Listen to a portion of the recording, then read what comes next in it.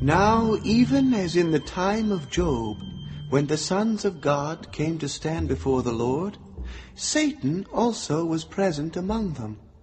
And the Lord said to him, Whence comest thou, Satan? And Satan answering said, as of old, From going to and fro in the earth, and from walking up and down in it. And the Lord said to him, Hast thou considered that simple and upright prince, my servant Name, that hateth evil and loveth peace? And Satan answering said, Doth Name fear God for naught? Hast thou not blessed his hand with great wealth, and made him mighty among nations?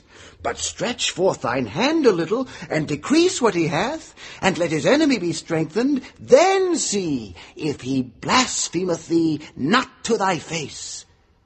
And the Lord said to Satan, Behold what he hath, and lessen it. See thou to it.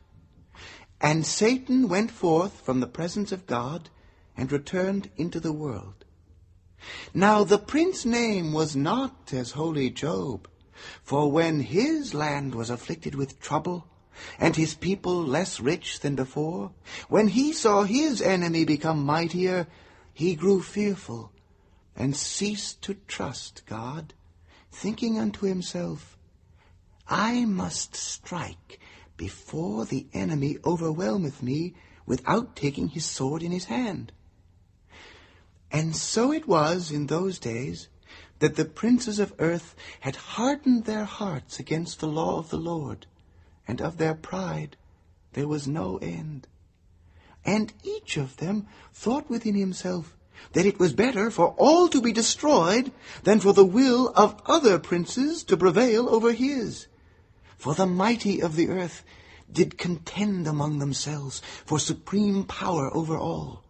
By stealth, treachery, and deceit they did seek to rule. And of war they did fear greatly and tremble. For the Lord God had suffered the wise men of those times to learn the means by which the world itself might be destroyed. And into their hands was given the sword of the archangel, wherewith Lucifer had been cast down, that men and princes might fear God, and humble themselves before the Most High. But they were not humbled. And Satan spoke unto a certain prince, saying, Fear not to use the sword, for the wise men have deceived you in saying that the world will be destroyed thereby. Listen not to the counsel of weaklings, for they fear you exceedingly, and they serve your enemies by staying your hand against them. Strike, and know that you shall be king over all. And the prince did heed the word of Satan, and he summoned all of the wise men of that realm, and called upon them to give him counsel as to the ways in which the enemy might be destroyed without bringing down the wrath of his own kingdom.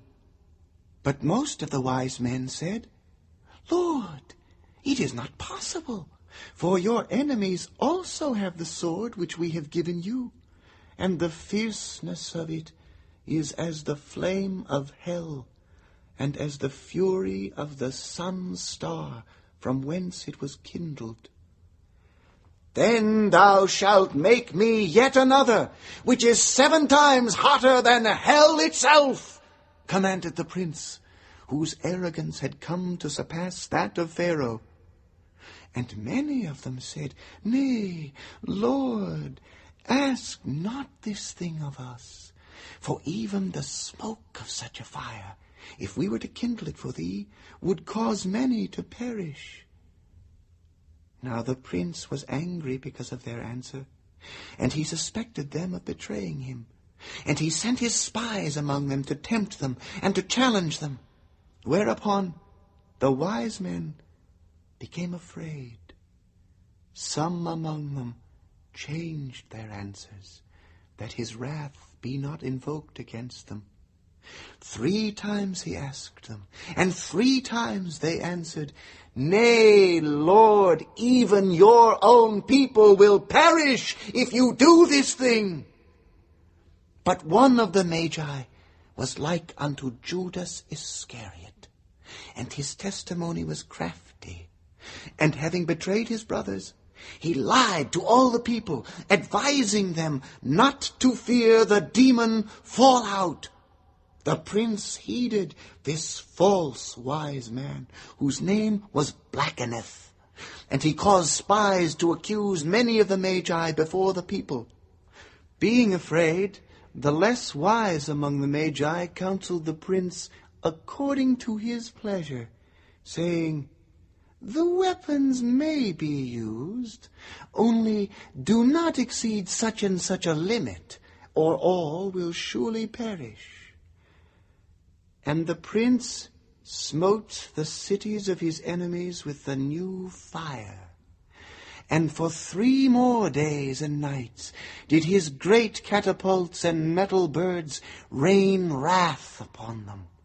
Over each city a sun appeared, and was brighter than the sun of heaven. And immediately that city withered and melted as wax under the torch.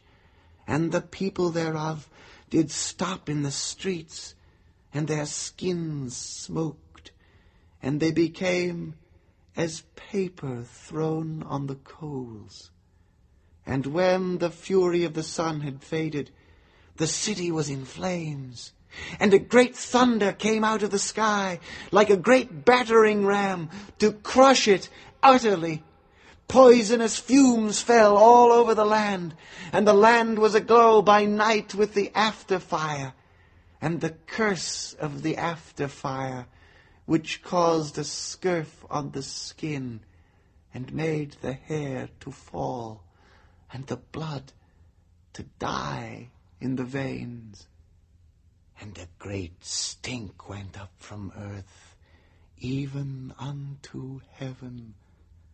Like unto Sodom and Gomorrah was the earth, and the ruins thereof, even in the land of that certain prince. For his enemies did not withhold their vengeance, sending fire in turn to engulf his cities as their own. The stink of the carnage was exceedingly offensive to the Lord, who spoke unto the prince Name, saying, "What burnt offering is this that you have prepared before me? What is this savor that arises from the place of holocaust? Have you made me a holocaust of sheep or goats, or offered a calf unto God?" But the prince answered him not. And God said, "You have made me a holocaust of my sons." And the Lord slew him, together with Blackeneth the betrayer. And there was pestilence in the earth, and madness was upon mankind, who stoned the wise people together with the powerful, those who remained.